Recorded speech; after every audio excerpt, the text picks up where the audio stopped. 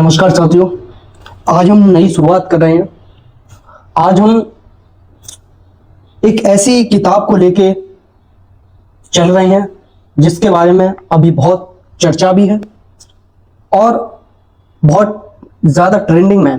और जबकि उस किताब का ट्रेंडिंग में होना उस किताब के बनाने वाले या उस किताब के बारे में कहने वाले उन पर निर्भर नहीं करता।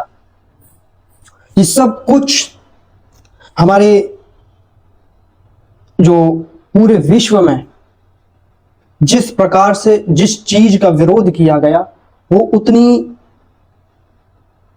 तेजी से इस दुनिया में फैल गया और उसी को मद्देनजर रखकर एक फिलोसफर हुए जिनका नाम आप सब लोग जानते हैं, जिनका नाम रजनीश ओशो था। और आज उन्हीं की किताब के बारे में मैं कुछ बताऊंगा। उन्होंने किस प्रकार से उन चीजों के बारे में कैसे बताया है। तो चलिए दोस्तों, वीडियो को अंत तक जरूर देखें और सुना मेरी बात को कि इस किताब में क्या लिखा है। मैं आपको बताता हूं। चलिए स्टार्ट करते हैं। मैं आपसे कहना चाहता हूं कि बुनियादी बाधाएं आदमी ने खड़ी की हैं। प्रेम की गंगा तो बह सकती है और परमात्मा के सागर तक पहुंच सकती है। आदमी बना इसलिए है कि वह बहे और प्रेम बहे और परमात्मा तक पहुंच जाए। लेकिन हमने कौन सी बाधाएं खड़ी कर दी हैं? पहली बात, आज तक मनुष्य की सारी संस्कृतियों ने सेक्स का, काम का, वासना का विरोध किया है। इस विरोध ने मनुष्य के भीतर प्रेम के जन्म की संभावना तोड़ दी है, नष्ट कर दी है इस निषेध ने। क्योंकि सच्चाई ये है कि प्रेम की सारी यात्रा का प्राथमिक बिंदु काम है, सेक्स है। प्रेम की यात्रा का जन्म ही। आप देख रहे हैं किस प्रकार की बातें रजनीश ओशो ने कही है। गंगोत्री, जहां से गंगा पैदा होगी प्रेम की, वह सेक्स है, वह काम है और उसके सब दुश्मन हैं।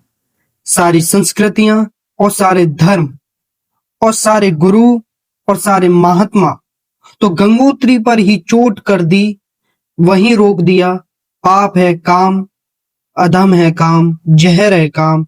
और हमने सोचा भी नहीं कि काम की ऊर्जा ही, सेक्स एनर्जी ही अंततः प्रेम में परिवर्तित होती है और रूपांतरित होती है। प्रेम का जो विकास है वह काम की शक्ति का ही ट्रांसफॉर्मेशन है, वह उसी का रूपांतरण है। एक कोयला पड़ा हो और आपको ख्याल भी नहीं आएगा कि कोयला ही रूपांतरित होकर हीरा बन जाता है। हीरे और कोयले में बुनियादी रूप से कोई भी फर्क नहीं है। हीरे में भी वे ही तत्व हैं जो कोयले में हैं और कोयला हजारों वर्ष की प्रक्रिया से गुजरकर हीरा बन जाता है। लेकिन कोयले की कोई कीमत नहीं है। उसे कोई घर में रखता भी है तो ऐसी जगह रखता है जहां दिखाई ना पड़े। और हीरे को लोग छातियों पर लटका कर घूमते हैं कि वह दिखाई पड़े। और हीरा और कोयला एक ही हैं, लेकिन कोई दिखाई नहीं पड़ता कि इन दोनों के बीच अंतर संबंध है, एक यात्रा है। कोयले की शक्ति ही हीरा बनती है। और अगर आप कोयले के दुश्मन हो गए, जो कि हो जाना बिल्कुल आसान है क्योंकि कोयले में कुछ भी नहीं दिखाई पड़ता, तो हीरे के पैदा होने की संभावना भी समाप्त हो गई क्योंकि कोयला ही हीरा बन सकता है।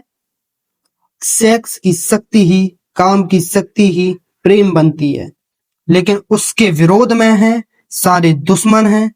उसके अच्छे आदमी उसके दुश्मन हैं और उसके विरोध ने प्रेम के अंकुर भी नहीं फूटने दिए और जमीन से प्रथम से पहली सीढ़ी से नष्ट कर दिया भवन को।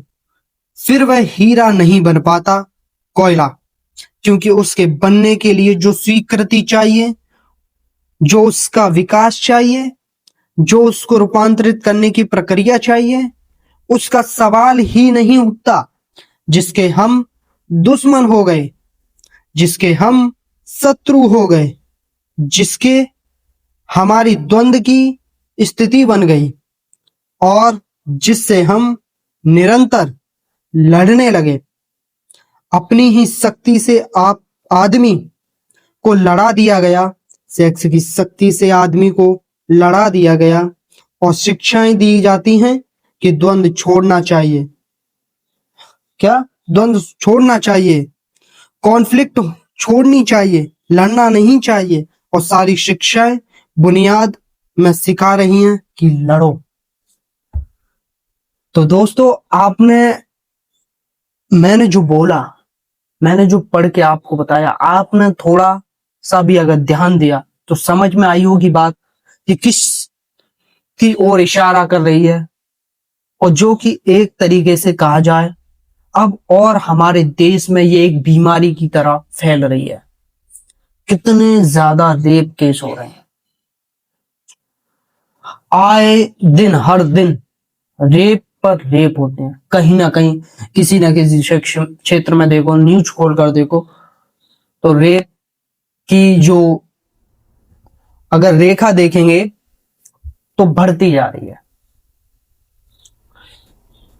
तो ये एक बीमारी की तरह फैल रहा है इंसान के अंदर। अब जैसे कि एक समय आता है बीमारी का किसी का, जैसे कि आपने देखा 2020-21 के बीच में समथिंग देखा होगा, सितंबर अक्टूबर नवंबर के आसपास यहां पर 2020-21 में डेंगू इतनी तेजी से फैला था हमारे क्षेत्र में। हम बता दें, हम ये नहीं जानते कि और कहीं क्षेत्र में हुआ हो, लेकिन हम बता दें हमारे क्षेत्र में 2020-21 में इस प्रकार से डेंगू फैला था कि हर घर में डेंगू का मरीज निकल रहा था।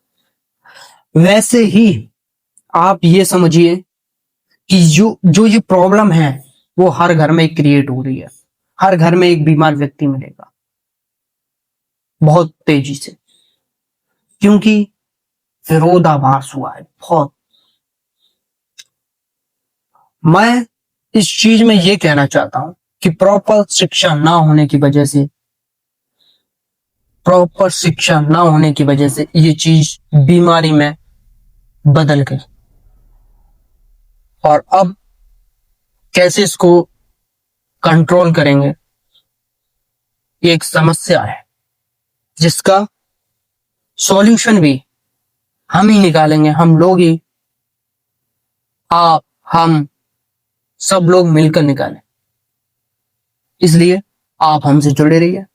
तब तक के लिए